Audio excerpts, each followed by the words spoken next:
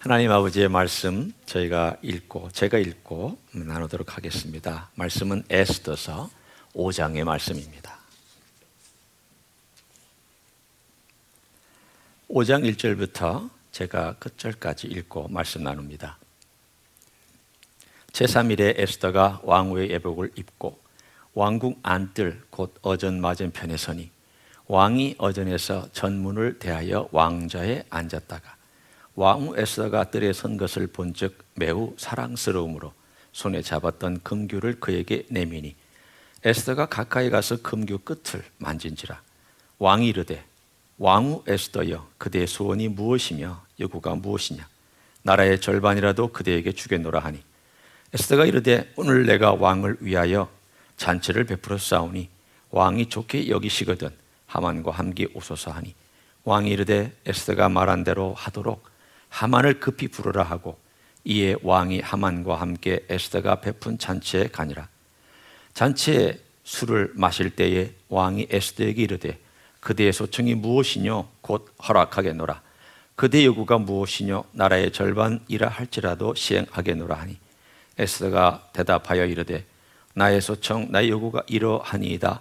내가 만일 왕의 목전에서 은혜를 입었고 왕이 내 소청을 허락하시며 내 요구를 시행하시기를 좋게 여기시면 내가 왕과 하만을 위하여 베푸는 잔치에 또 오소서. 내일은 왕의 말씀대로 하리이다 하니라.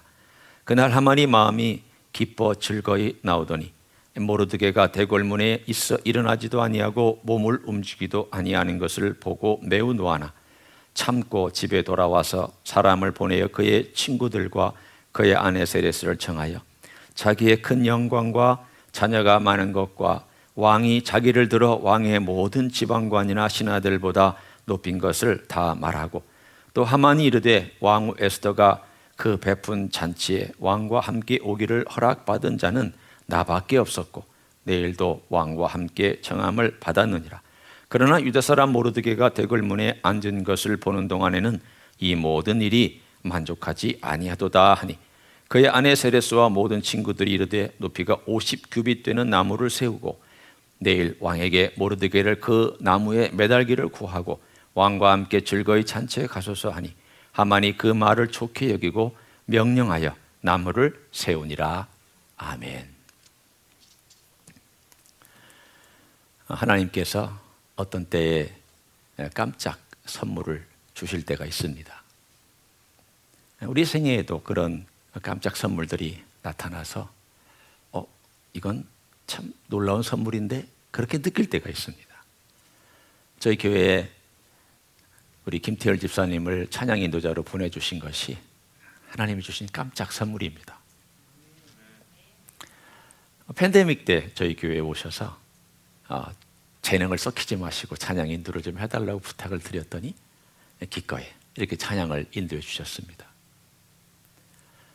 그리고 나서 얼마 있다가 또다시 이렇게 귀한 선물들을 하나님께서 허락해 주셨습니다. 이분들은 제가 요청한 것도 아닙니다. 어떻게 저와 접촉이 돼서 우리 뒤에 앉아 계신 기타를 치시는 우리 박 집사님이 우리 어디 가서 음악으로 섬길 교회가 없느냐라고 저에게 물었습니다.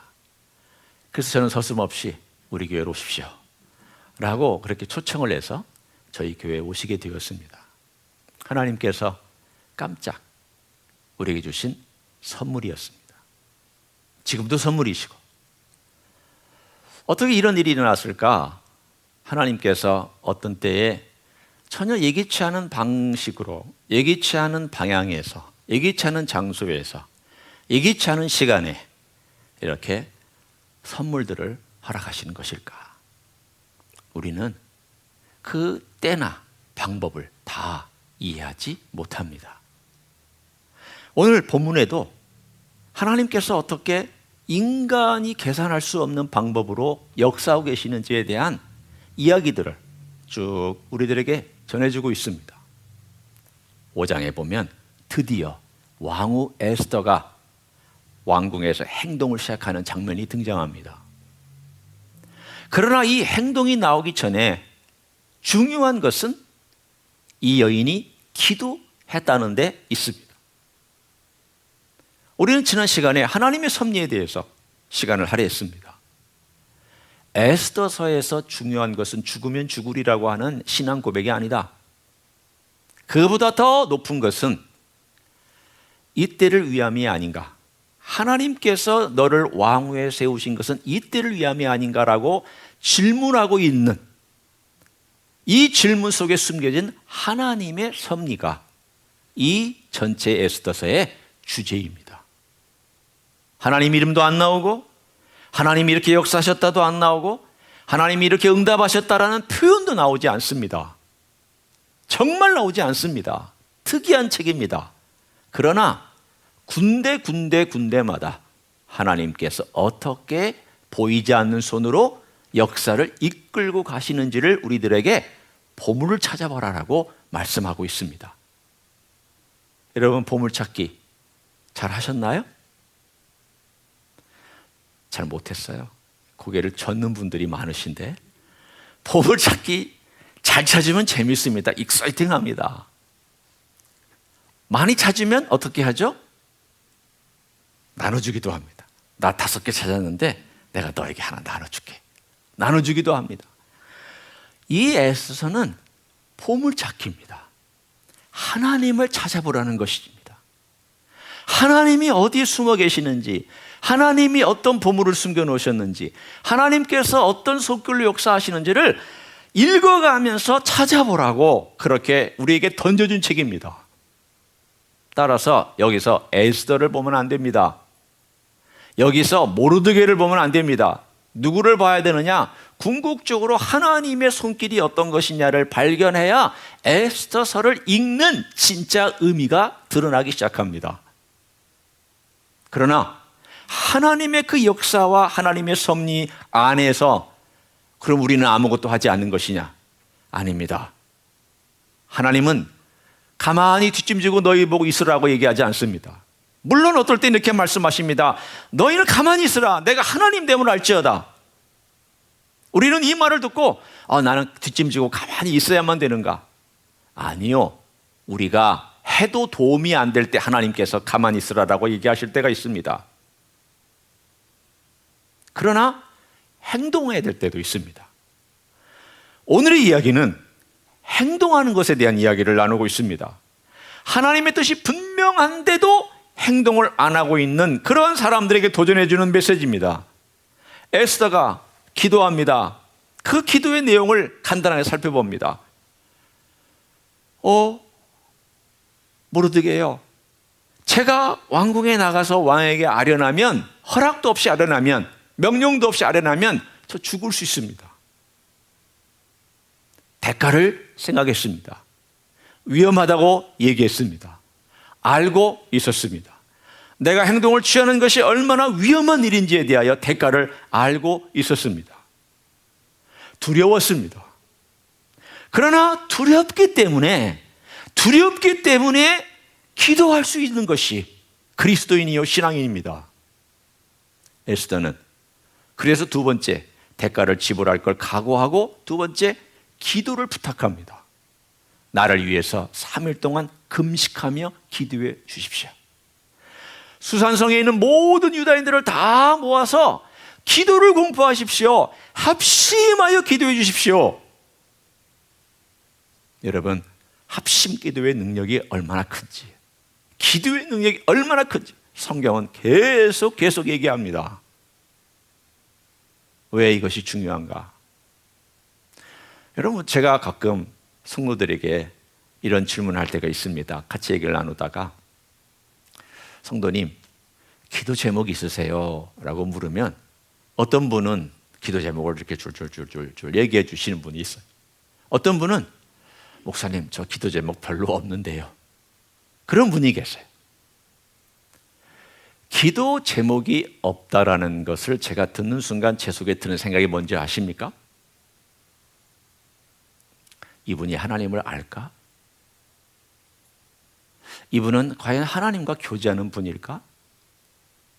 정말 기도 제목이 없다는 게 말이 될까? 여러분, 기도 제목이 없다라는 것은 부모와 자식 간의 관계에서 한번 유추해서 생각해 보십시오. 자녀가 지금 어리고 필요가 많고 여러 가지 것들이 굉장히 할 일도 많은데 아빠 엄마에게 저는 아무 요구 조건이 없어요. 엄마는 완전히 퍼펙트하고 아빠도 완전히 퍼펙트하기 때문에 제가 잘하기만 할게요. 그래서 저는 엄마 아빠에게 충성하고 효도하고 최선을 다해서 그렇게 할게요. 만약에 그런 자식이 있다면 저는 소름 끼칠 것 같아요. 여러분은 그런 자식이 있으면 야 정말 이런 자식이 세상에 어디 있느냐고. 초등학교 이제 몇 학년도 안 되는 애가 아무 필요도 얘기하지 않냐고, 아무 떼서도 하지 않냐고, 아무 고집도 피우지 않냐고, 아무 대화하는 가운데 요청도 하지 않냐고. 만약 그런 완전한 자식이 있다면 아마 저는 얘는 내 자식 아니야. 나는 이렇게 크지 않았거든. 나는 이런 적이 없었는데 나는 고집 피우고 떼쓰고 내 맘대로 하려고 그러고 그랬는데 어떻게 그럴 수 있을까? 바꿔놓고 생각해 보십시오. 하나님과 우리의 관계는 우리는 여전히 초등학생 같은 자식들입니다. 여러분 스스로가 어른이라고 생각하시면 안 됩니다. 다윗은 항상 하나님 아버지 앞에서 어린아이였습니다. 다윗은 항상 하나님 아버지 앞에서 울고 불고 하는 어린아이였고 기뻐하는 어린아이였고 춤추는 어린아이였습니다. 어른처럼 점잠 피우고 어른처럼 가만히 있고 아무 말도 하지 아니하고 하나님 옳습니다, 하나님 옳습니다 박수만 쳐드린 사람이 아닙니다. 하나님 왜 이러시냐고, 하나님 이럴 수 있느냐고, 하나님 어떻게 저에게 이렇게 힘들게 하시느냐고. 그는 울고 불고 난리를 친 사람입니다. 어린아이 같습니다. 여러분, 기도하지 않는 것은 하나님을 하나님됨으로 인정하지 않는 태도입니다. 기도하셔야 됩니다. 그런데 이 기도 가운데 더 강력한 기도가 무언가? 합심 기도입니다. 온 유다인들을 모아서 저를 위해서 기도해 달라고.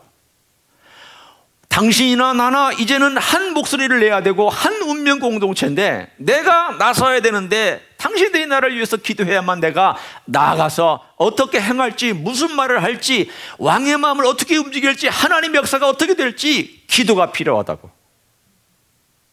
그리고 세 번째, 나도 기도하겠으니 3일간 금식 기도하겠으니 그렇게 해달라고 부탁합니다.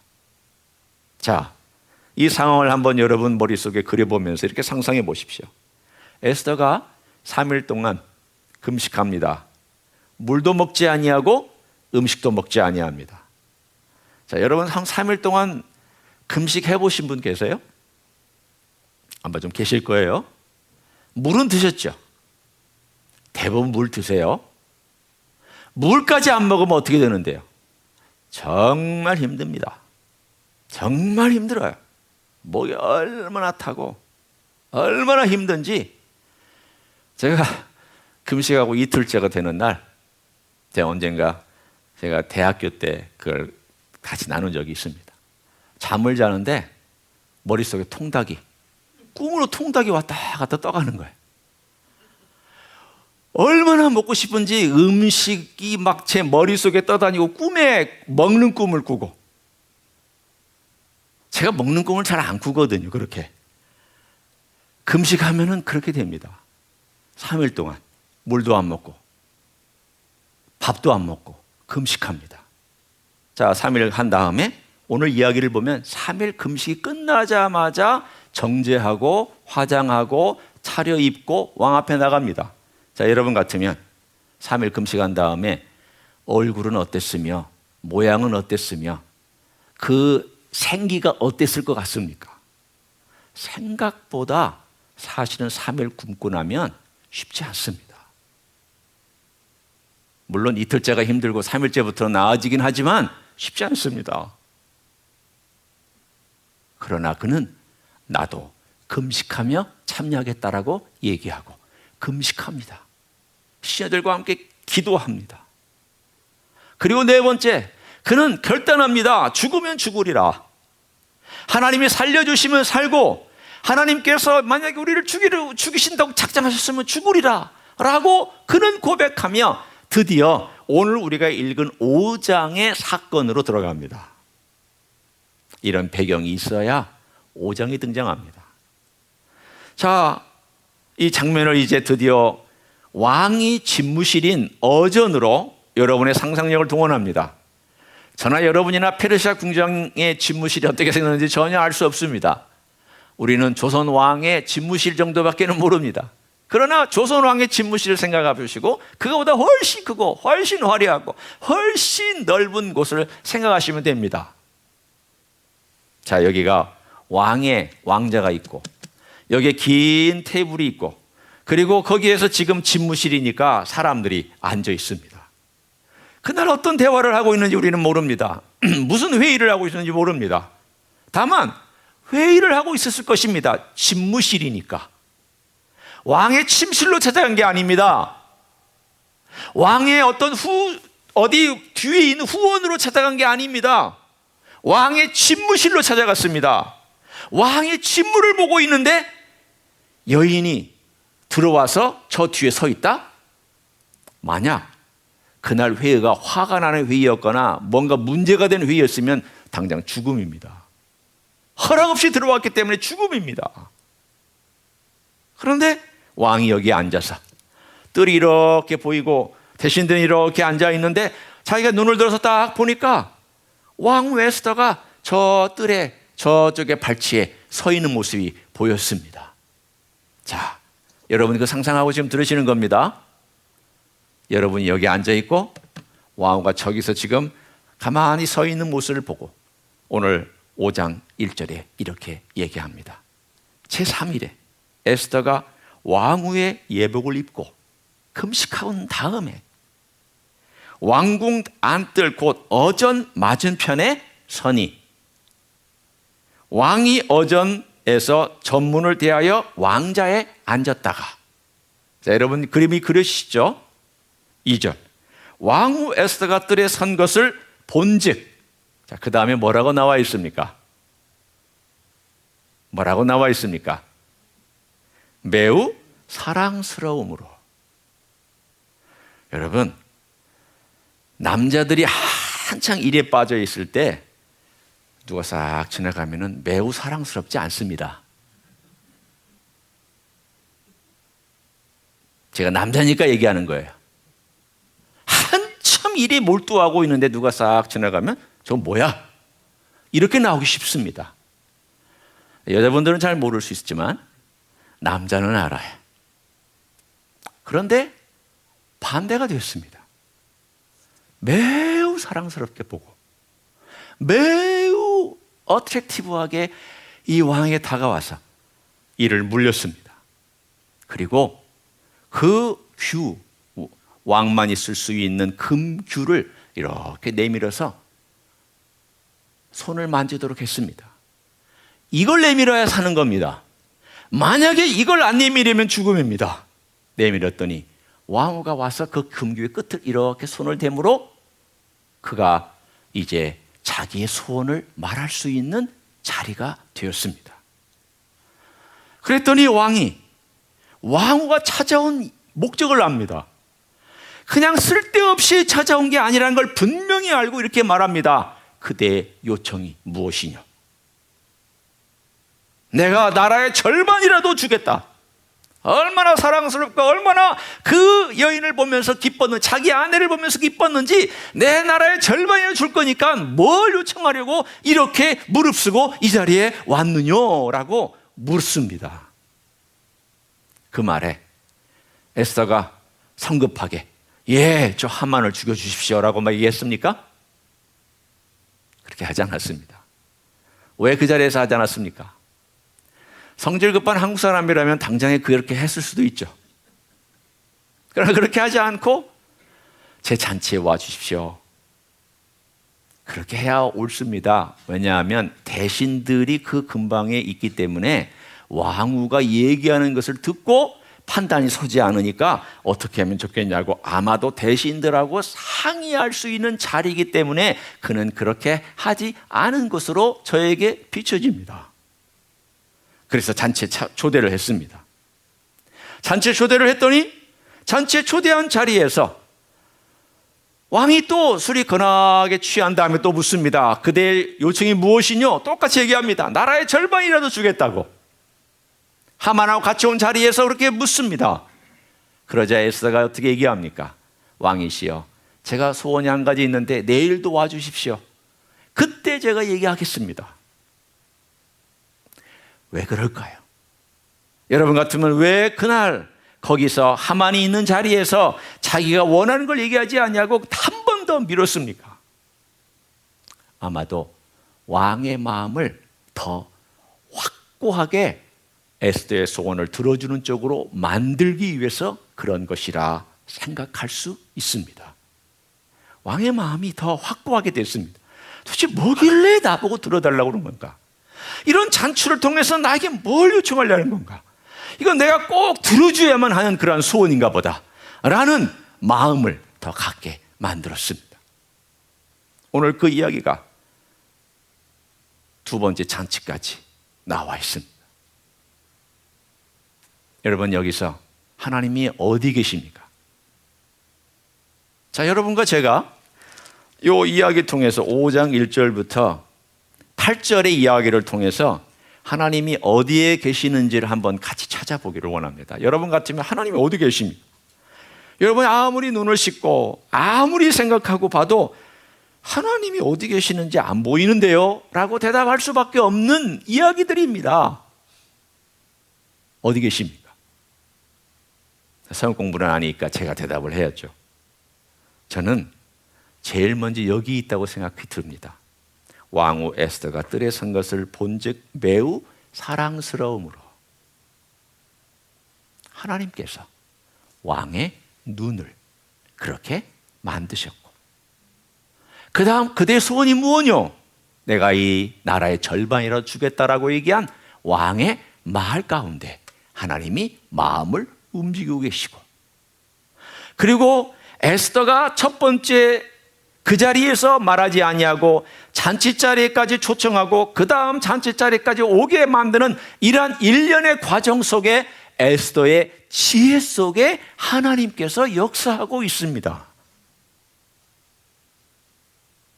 하나님은 보이지 않지만 하나님께서 움직이고 있는 사람과 함께 움직이며 말하고 있는 사람의 말과 함께 말씀하고 있으며 내 그 상대방의 사람들과 환경과 조건과 사람의 마음을 움직이고 있는 이 이야기를 넌지시 전하면서 이게 기도의 응답이다. 기도의 응답으로 하나님께서 일하고 계신다 라고 우리에게 이야기를 통해서 전해주고 있습니다. 그리고 나서는 우리가 읽은 9절부터 끝절 14절까지 이야기의 반대편을 보여줍니다. 봐라, 하나님께 기도하고 하나님의 지혜를 가지고 움직이는 에스더를 보고 장면을 바꾸어서 자기의 교만과 자기의 높아짐과 자기의 생각을 가지고 이야기하면서 자기의 친구들과 자기의 아내의 인간적인 계획에 대하여 들어보라. 그리고 나서는 그 인간적인 계획이 무엇인가를 설명해 줍니다. 기분 나쁜 하만에게 친구들이 말합니다. 하만이요, 당신이 얼마나 높은 권세를 가지고 있습니까? 왕 바로 아래이지 않습니까? 그러니 이렇게 놀라운 기회가 왔는데 이 기회에 왕에게 얘기해서 저 모르드게를 장대 25m짜리에다가 달아서 수치를 당하게 하고 이 모든 유대인들에게 너도 똑같이 이렇게 될 거라고 보여주십시오.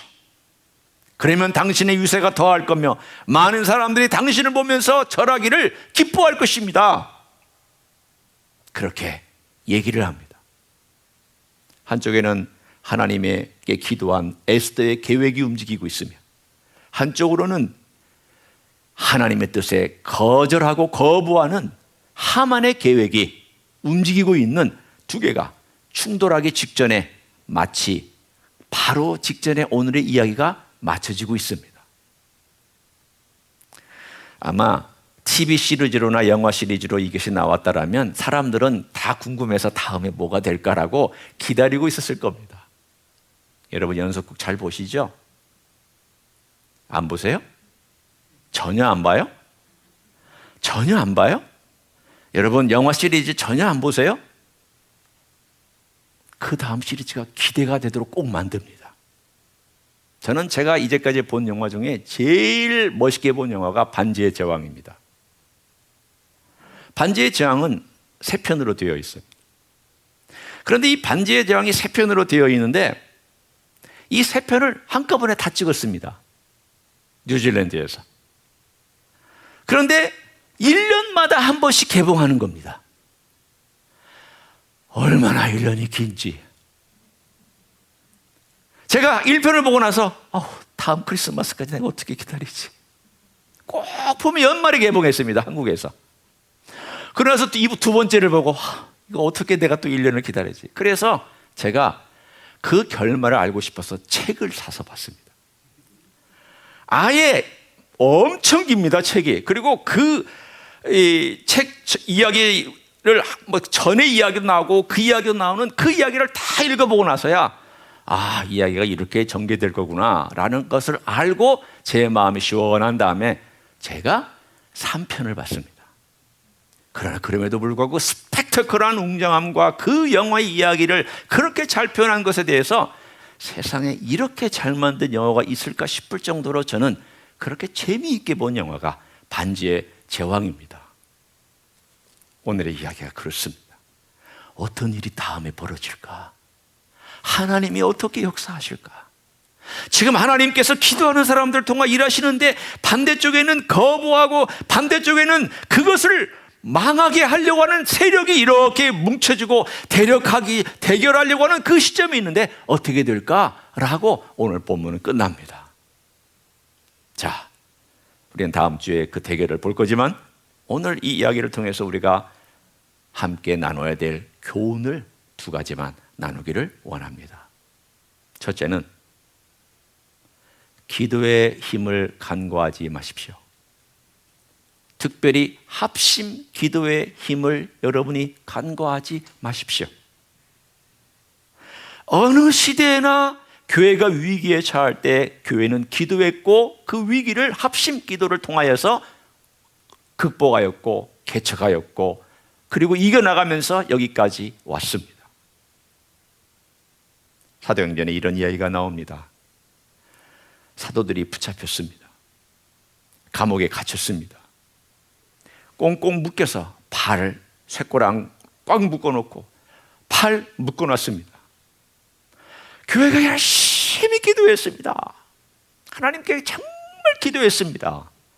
그랬더니 갑자기 툭툭 이것들이 벗어지면서 천사가 베드로를 끌고 옥문이 확 열리면서 나왔습니다. 나왔더니 베드로가 지금 이게 내가 지금 환상 중에 있는 거지 내가 꿈꾸고 있는 거지 라고 그 생각했는데 천사의 인도에 따라서 성도들이 기도하고 있는 그 집까지 와서 문을 두드리고 나서 여종이 나온 그때가 돼야 이게 하나님께서 천사가 나를 보내서 도와주신 것이구나 라고 알았습니다. 그런데 그걸 기도하고 있던 사람들이 여종에 가서 얘기하기를 베드로가 왔다고 감옥에서 베드로가 나왔다고 얘기하니까 너 미친 말 하지 마라. 베드로가 어떻게 감옥에 있는데 여기 나와 있느냐? 참 기도는 그렇게 했는데 믿음은 어디 있는지 모르겠습니다. 베드로 구해달라고 베드로 좀 바깥에 내달라고 열심히 기도해서 베드로를 하나님께서 바깥에 내두었더니 여종이 하는 말을 믿지도 못하고 베드로가 감옥 속에 있는데 어떻게 그렇게 되느냐고. 기도는 열심히 했는데 표현은 기도대로 하지 못했던 그런 기도조차도 하나님께서는 들으시고 응답해 주셨습니다. 이것이 합심 기도의 능력입니다. 제가 초반에 이런 얘기를 했죠. 우리에게 선물로 주신 귀한 찬양팀 얼마나 감사하다고. 그런데 이것을 위해서 오랫동안 기도했습니다. 기도한 분들이 있고 저 또한 오랫동안 하나님 저희 교회에 찬양팀 주십시오. 아니면 주님 성가대를 좀 주십시오. 도무지 성가대고 찬양팀이고 무슨 낌새가 보이지가 않은 그때 하나님께 기도했습니다. 그리고 하나님께서 한 분 한 분 이렇게 보내주셔서 찬양팀이 생긴 걸 보고 하나님 참 이게 잘 믿어지지가 않습니다. 갑자기 어느 날 뜬금없이 이렇게 다가온 하나님의 선물에 대해서 제가 잘 받아들이기가 쉽지 않습니다라고 고백한 적이 있습니다. 여러분, 기도는 역사하는 힘이 큽니다. 의인의 기도는 역사하는 힘이 큽니다. 의인들의 기도는 더 역사하는 힘이 큽니다. 여러분, 기도 부탁하는 거 부끄러워 생각하지 마시고 부지런히 부탁하시고 여러 사람들이 여러분을 위해서 기도하게 만드셔야 돼요. 그걸 이기적으로 생각하실 필요 없어요. 목회자가 여기 있잖아요. 목회자가 왜 존재하는데요? 여러분을 위해 기도하라고 존재하잖아요.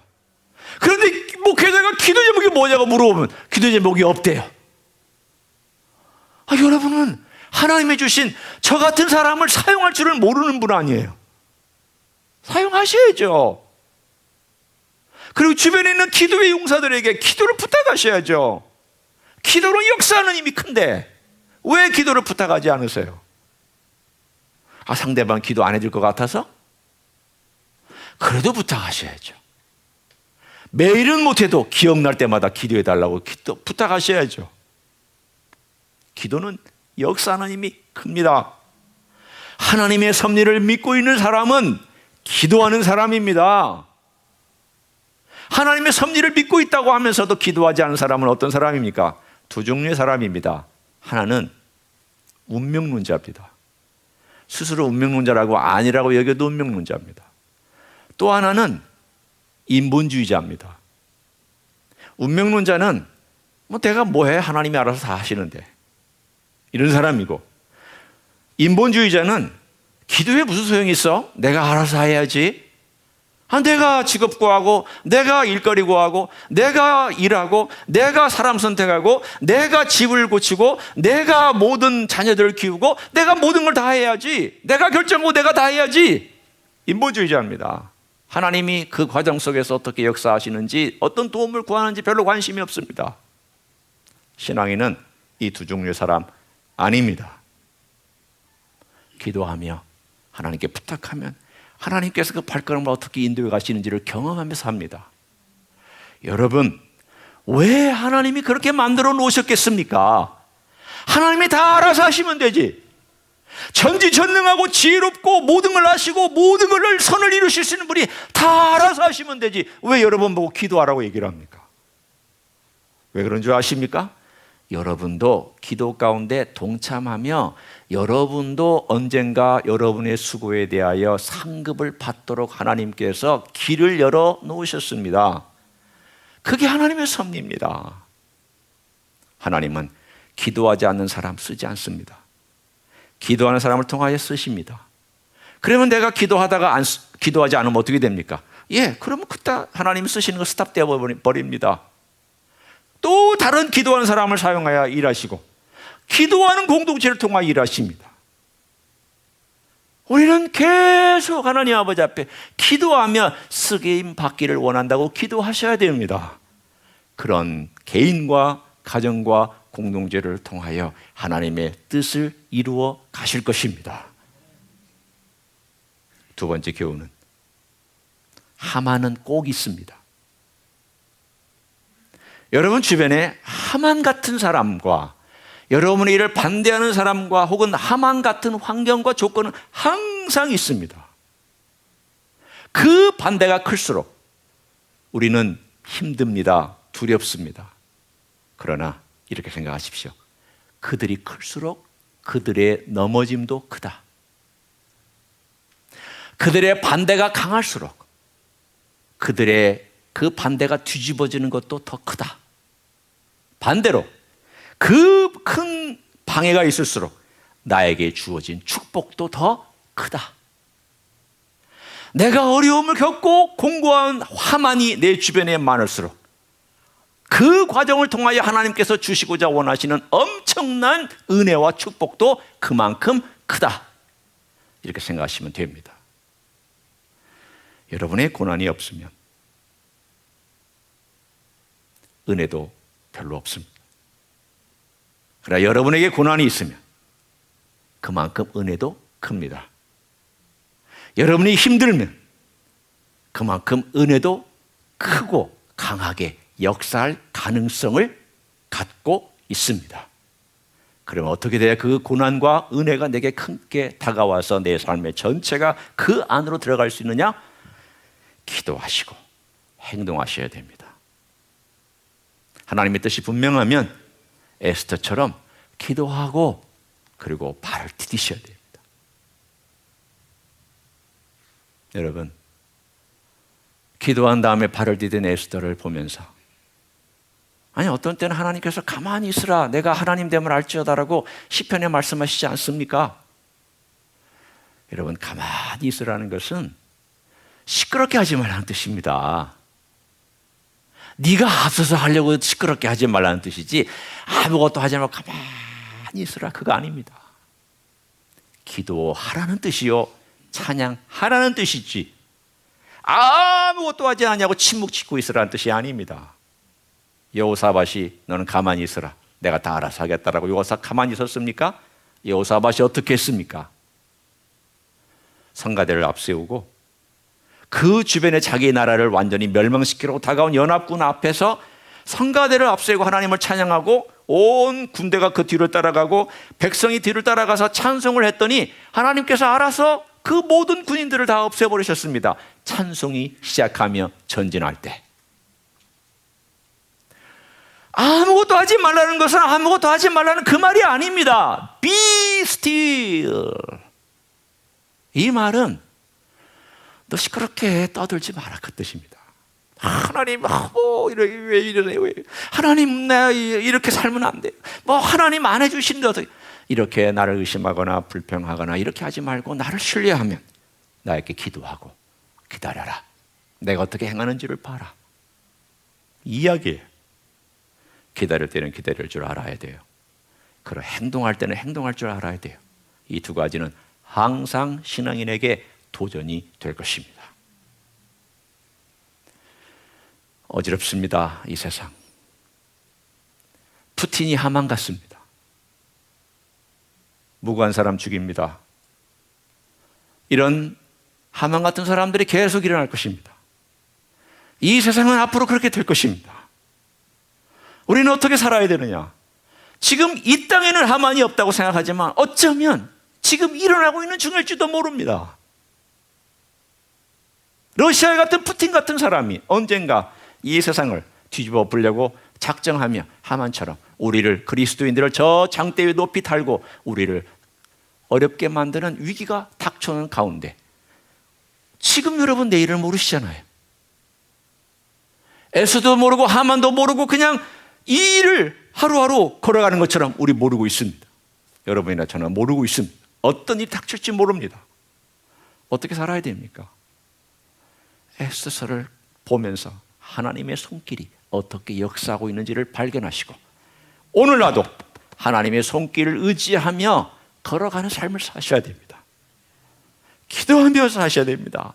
지금 정신 차릴 때입니다. 깨어있을 때입니다. 졸 때가 아닙니다. 여러분, 이 시대에 졸면 안 됩니다. 졸면 안 됩니다. 깨어있으셔야 됩니다. 깨어있고 조금이라도 기도하고 합심으로 기도하고 기도 부탁하고 깨어있고 그리고 믿음의 행동을 취해야 될 때는 믿음으로 에스더처럼 걸어갈 때 주께서 내 걸음걸이 속에 함께하여 주실 줄로 믿습니다.